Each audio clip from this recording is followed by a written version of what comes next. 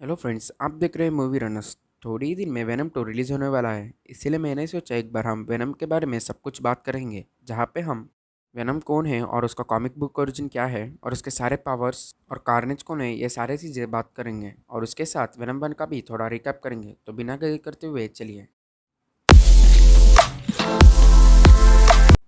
Actually venom एक तरह का सिम्बियोट है, और सिम्बियोट का मतलब होता है कि एक क्रीचर दूसरे क्रीचर को अपने होस्ट की तरह मानकर उससे एनर्जी लेके जीते रहते हैं। और ये क्रीचर्स बिना होस्ट के नहीं जी सकते हैं, और वेनम भी इनमें ही आता है। और ये एक पावरफुल सिम्बियोट है जो एक होस्ट को चूज कर उसके साथ मिल जाता है, और इसके वजह से होस्ट को भी बहुत सारे पावर्स आते हैं और उसकी सारे फिजिकल स्ट्रेंथ्स बढ़ जाते हैं। पर वो धीरे धीरे होस्ट को अपने कब्जे में लेना चाहता है। यही इसका बड़ा प्रॉब्लम है। और इसका कॉमिक बुक फर्स्ट अपीयरेंस के बारे में बात करना है तो ये हमें मार्वल का secret war comic book issue number 8 में दिखाता, जो 1984 में रिलीज हुआ था, जिसमें सारे सुपर हीरोज वॉर में पार्टिसिपेट कर रहे थे। स्पाइडरमैन भी इनमें एक था, और वॉर लड़ते वक्त स्पाइडरमैन का कॉस्ट्यूम पूरी तरह डिस्ट्रॉय हो जाता है। और हल्क उसे बताता है कि वहाँ पे एलियन टेक्नोलॉजी है जहाँ पे तुम अपने कॉस्ट्यूम को रेनोवेट कर सकते हो या नया कॉस्ट्यूम बना सकते हो, जाके ढूंढो। और इसीलिए स्पाइडरमैन वहाँ पे जाके ढूंढता है, और उसे एक तरह की ब्लैक बॉल दिखता है, और वो उसे टच करने वाला था, पर उसी वक्त उसका स्पाइडर सेंस मना करता है, फिर भी वो टच करता है।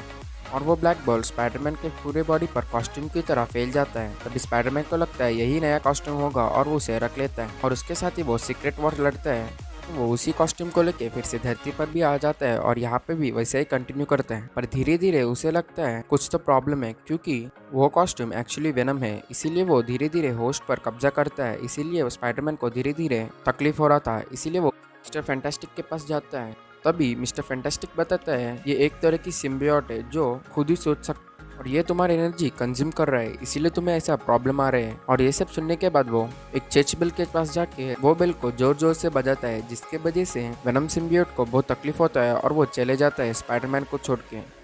और उसी चेच के नीचे एडी ब्रॉक था, जिसकी वजह से वेनम उसके अंदर चले जाता है।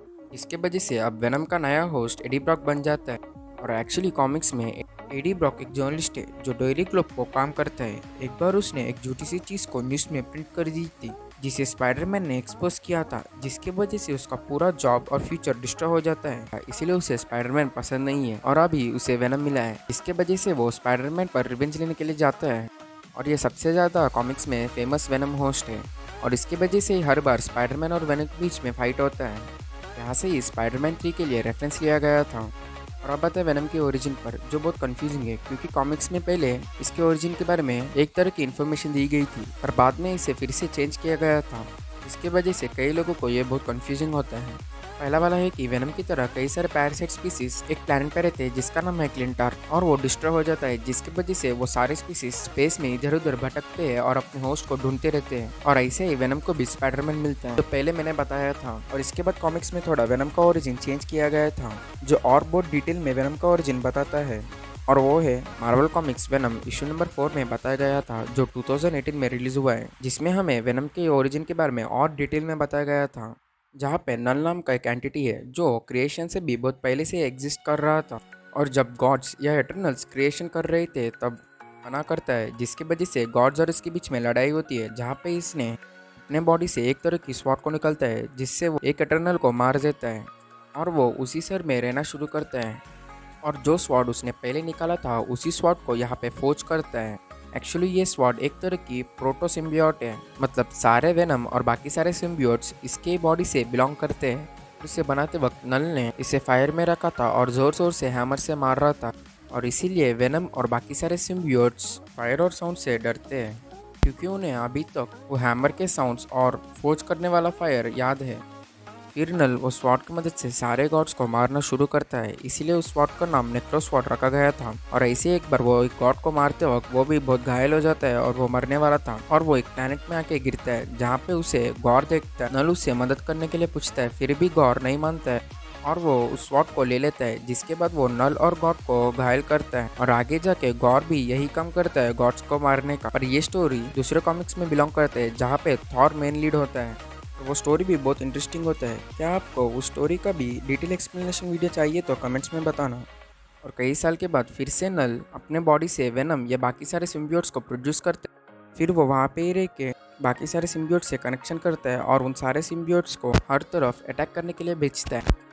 और ऐसे ही एक बार उसने बाकी सारे सिम्बियोट्स को धरती पे भेजा था अटैक करने के लिए, पर उसी वक्त थॉर आके उन पर अटैक करता है, जिसके वजह से नल और उस सिम्बियोट्स के बीच में का कनेक्शन टूट जाता है। जिसके बाद वो सारे सिम्बियोट्स खुद ही अपना होस्ट चुनने के लिए चले जाते हैं और बिना नल की मदद से वो सारे सिम्बियोट्स बढ़ जाते हैं और वो सारे सिम्बियोट्स बहुत पावरफुल बन जाते हैं। जिसके बाद वो सब मिलके नल को ही कैप्चर करते हैं और उसके आजू बाजू में एक केज की तरह बनकर उसे हिलने नहीं देते हैं। और इस केज को ही अगर हम दूर से देखें तो एक प्लांट की तरह दिखता है और उसे ही क्लिंटर प्लैनेट बुलाते हैं सारे सिम्बियोट्स। और असली में वो एक केज है जिसे नल को कैप्चर किया गया है।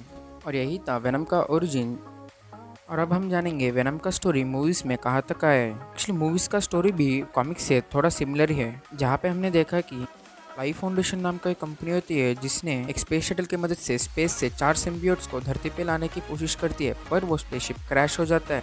उसके अंदर रियोट नाम का सिम्बियोट भाग जाता है और मियम, स्क्रीम और वेनम बच जाते हैं वहाँ पे ही। फिर लाइफ फाउंडेशन आके उन तीनों को वापस लेके जाती है और उन पर रिसर्च करना चालू करती है, कई सारे एक्सपेरिमेंट्स भी करते हैं।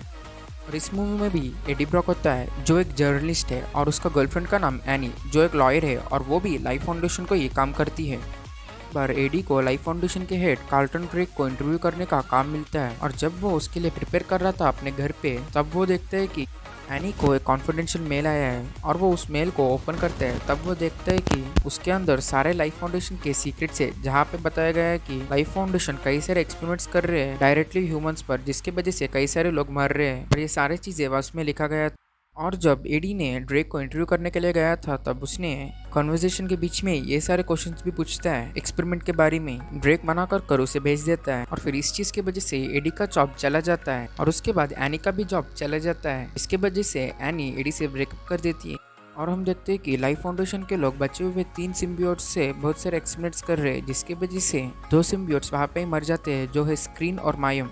और ये सब देख के लाइफ फाउंडेशन का एक साइंटिस्ट को अच्छा ना लगता जिसका नाम है डोरा, और वो जाके एडी से कांटेक्ट करती है और उसे बोलती है लैबोरेटरी में कई सारे एक्सपेरिमेंट्स हो रहे हैं, इसीलिए तुम्हें सारे चीजों को एक्सपोज करना चाहिए और अपने न्यूज चैनल में टेलीकास्ट करना चाहिए। ऐसे तो करके एडी मान जाता है और इसीलिए वो लाइफ फाउंडेशन के अंदर जाता है। उसके बाद वो वहाँ के सारे फोटोज लेते हैं। ऐसे ही करते वक्त उसने एक लड़की को देखा है जिसे वो पहचानता है, इसीलिए उसे मदद करने के लिए वो वहाँ का ग्लास तोड़ देता है, जिसकी वजह से उस लड़के के अंदर का सिम्बियोट एडी के अंदर घुस जाता है और एडी नीचे गिर जाता है। बाद में वो देखता है कि लाइफ फाउंडेशन के सारे सिक्योरिटी लोग कैप्चर किए हैं, इसीलिए वो वहाँ से भागने की कोशिश करते हैं और भागते वक्त उसे कई सारे चेंजेस नोटिस हुए हैं, जहाँ पे वो पहले से बहुत तेज दौड़ रहा है, बहुत हाइट तक जंप कर सकता है, ऐसे ही कई सारे चेंजेस।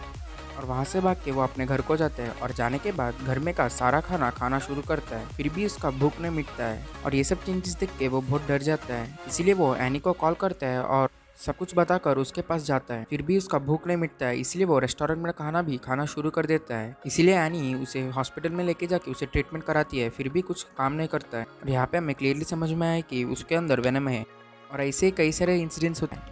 पर एक बार लाइफ फाउंडेशन के लोग आके एडी पर अटैक करते हैं, जहाँ पे वो वेनम की मदद से वहाँ से भाग जाता है और उसके बाद वेनम और एडी के बीच में डिस्कशन होता है, जहाँ पे वेनम बताता है कि उसके प्लेनेट पे वो क्लूजर है, पर यहाँ पे तो वो एक सुपर हीरो की तरह उसके पास सारे पावर्स है और एडी भी उसके लिए एक परफेक्ट होस्ट है। इसीलिए वो एडी को थोड़ा कोऑपरेट करने के लिए बोलता है। और उसके बाद हम देखते हैं कि जो सिम्बियोट सबसे पहले भाग गया था वो कैसे तो करके लाइफ फाउंडेशन के हेड ड्रेको के पास आता है और उसके अंदर चले जाता है, जिसके बाद ड्रेको के पास भी ऐसे पावर्स आते हैं। ड्रेको और रियोट मिलके उनके प्लेनेट के अंदर सारे सिम्बियोट्स को धरती पे लाने की कोशिश करते हैं, जिसे रोकने के लिए वेनम और एडी दोनों एक अंडरस्टैंडिंग में आते हैं और फिर वो ड्रेक जाने वाला रॉकेट को ब्लास्ट कर ड्रेक और रियोट को मार देते हैं। और यहाँ पे लगता है वेनम भी मर गया है, सिर्फ अकेले ही एडी ही बचा है। पर जब अगले दिन एन और एडी बात करते हैं तो सडनली एडी के अंदर से वेनम का आवाज बाहर आता है, जिसे सुन के एडी शॉक हो जाता है। फिर वो वेनम को बताता है कि अगर तुम्हें मेरे बॉडी में रहना है तो तुम्हें थोड़े रूल्स फॉलो करने होंगे, जहाँ पे तुम सबको नहीं खा सकते हो, सिर्फ बुरे लोगों को ही खा सकते हो। फिर हम देखते हैं कि एडी एक शॉप को गया है, जहाँ पे एक रॉबर आके शॉपकीपर को डराता है और पैसे देने के लिए बोलता है, और उसी वक्त एडी के अंदर वेनम जाग जाता है और वो जाके रॉबर को पकड़ता है और उसे एक वार्निंग देता है ऐसा नहीं करने का। फिर भी रॉबर नहीं सुनता, इसीलिए वेनम उसे खा लेता है और ये सब शॉपकीपर दिखती है, इसलिए शॉपकीपर को भी वेनम के बारे में पता है। और यहाँ पे मूवी खत्म हो जाती है। पर हमें पोस्ट क्रेडिट सीन में दिखाया गया कि एडी क्लेटस कैसिडी नाम का एक सीरियल किलर को इंटरव्यू करने के लिए प्रिजन में जाता है, और जब वो जाता है तो हम देखते हैं कि क्लेटस कैसिडी ने पहले ही अपने खून से वेलकम एडी लिखाया है और उसे पता था कि एडी उसके पास जरूर आएगा, और वो कार्निज के बारे में भी मेंशन करता है। और यहाँ पे ये मूवी पूरी कंप्लीट हो जाती है। यहाँ पे तुम्हें कार्नेज को नहीं ये डाउट ज़रूर आया होगा। एक्चुअली कार्नेज वेनम का बच्चा है जो वेनम से भी बहुत डेंजरस है और उससे लोगों को मारना बहुत पसंद है। कार्नेज के पास कई सारे पावर्स हैं। वो अपने साइज को बहुत बड़ा कर सकता है या बहुत छोटा कर सकता है और अपने बॉडी से वो वेपन्स भी बना सकता है। ऐसे कई सारे अलग अलग चीज़ें भी वो कर सकता है और ये वेनम से भी बहुत पावरफुल है। यहाँ पे हमें क्लियरली समझ में आ रहा है कि क्लेटस केसडी के अंदर कार्नेज है। और यहाँ पे क्लेटस केसडी के बारे में बोलना है तो वो पहले से एक साइकोपैथ था। उसने छोटे टाइम में ही अपने दादी माँ को भी मार दिया था और वो ऐसी हरकतें करते रहता था और इसीलिए उसे एक ऑर्फनेज में भी ज्वाइन किया था जहाँ पे वो काम नहीं छोड़ता है। इसीलिए सारे बच्चे उसे बुली करते थे, फिर भी वो ऐसे ही कुछ काम करके उन सबको सबक सिखाता था और बड़े होने के बाद भी ये काम नहीं छोड़ता है और इसीलिए उसने कई सारे मर्डर्स भी किए थे और आगे जाके वो कार्नेज का होस्ट बनता है। और यहाँ पे भी इस मूवी का प्लॉट ये होता है कि क्लेटस केसडी ने पहले ही बहुत सारे मर्डर्स किया था और वो उन सारे विक्टिम्स को कहीं तो छुपाया है। उन सारे विक्टिम्स को उसने कहाँ पे छुपाया है ये बात नहीं पता था किसी को भी और इसीलिए एडी ब्रॉक को बुलाया गया था उसे इंट्रोगेट करने के लिए।